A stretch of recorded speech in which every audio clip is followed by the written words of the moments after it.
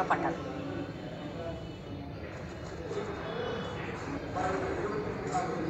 கோவை டாடாபாத்தில் உள்ள திமுக அலுவலகத்தில் மாநகர் தெற்கு மாவட்ட பொறுப்பாளர் கார்த்திக் தலைமையில் அனைத்து கட்சி கூட்டம் நடைபெற்றது.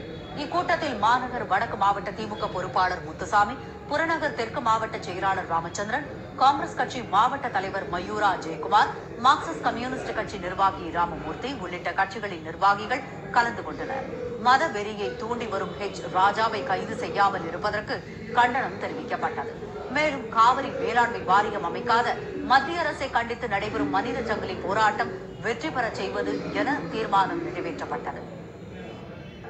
அந்த ராஜா அவர்கள் தொடர்ந்து தமிழ்நாட்டில் இருக்கக்கூடிய பல்வேறு அரசியல் கட்சி தலைவர்களை வம்பு கிழித்து மத கலவரத்தை தூண்டிவிட்டு அதன் மூலமாக தமிழகத்தை மத கலவர பூமியாக மாற்றி அதிலே குளிர்காய்வதற்காக பாஜக அரசு திட்டமிட்டு செயல்படுகிறது.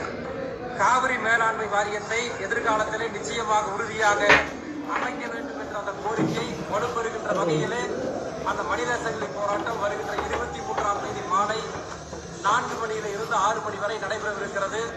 அனைத்து கட்சி தலைவர்களும், விவசாய பெருங்குடி மக்கள், வணிகர்கள், வியாபார பெருங்குடி மக்கள், இளைஞர்கள், மாணவர்கள் என்ற அனைத்து தரப்பு மக்களும், தொழிலாளர்கள் உள்ளிட்ட அனைவரும் பங்கேற்கக்கூடிய வகையிலே மிகச் சிறப்பான முறையிலே எழுச்சியோடு நடைபெற வேண்டும் என்று இந்த கூட்டத்திலே தீர்மானம் நிறைவேற்றப்பட்டிருக்கிறது.